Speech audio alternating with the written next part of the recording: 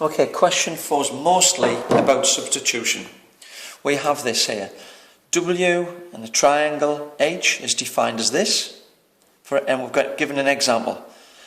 You can see here 1 triangle 6. All you're doing for W is substituting 1, and for 6 you're substituting H, or H is substituting 6. So that is W and that's H, and it gives you the answer.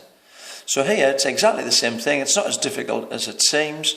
W is 2 and H is 4.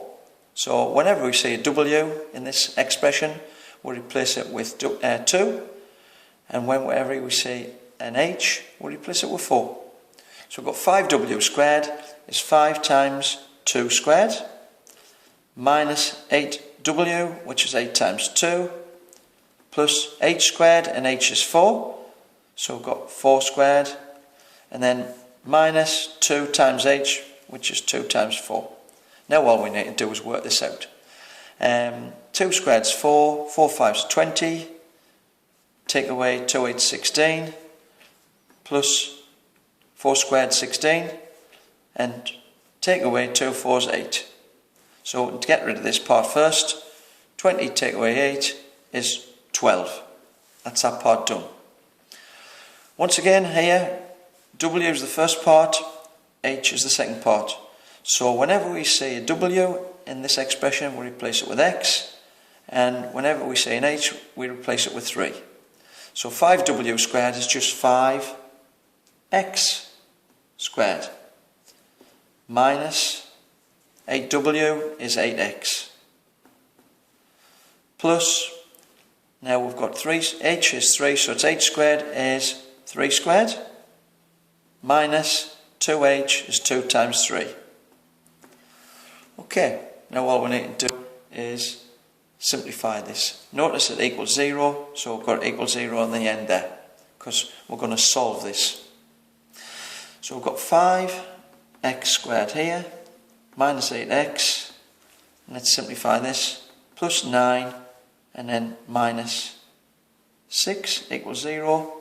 Simplify it a bit further, we've got 5x squared minus 8x, and then we've got 9 take away 6 is 3 equals 0, and that's plus 3. 5x squared minus 8x plus 3 equals 0. Now let's have a look and see if this factorises. 2 brackets, because we've got a quadratic x squared term, an x term, and a constant, and it equals 0. So the only way to get 5x squared is 5x times x, and the only way to get 3 at the end is 1 and 3, and because it's 5x and x, we must look at the other value as well, 3 and 1, and see which one gives us it. So let's have a look. If I did this one, 5 times 3 is 15, and 1 times x is 1. 15 and 1.